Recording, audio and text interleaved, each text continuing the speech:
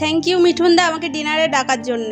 না না, এম কোনো ব্যাপারই না, আমি তোমাকে আবার ডাকবো। আবার আসবো, বাই। উফ, কি গো, এবার স্বপ্ন থেকে জাগো। রাত্রের বাসনগুলো কে মাজবে? হ্যালো ভাই বল। আরে শোন না, শিবানী এক বান্ধবী ডিনারে এসেছিল আজকে, না ওকে আমার খুব পছন্দ হয়ে গেছে। তাড়াতাড়ি প্রপোজ করে দে, নাহলে কিন্তু আমি প্রপোজ করে দেবো। এই রাখছি। হ্যালো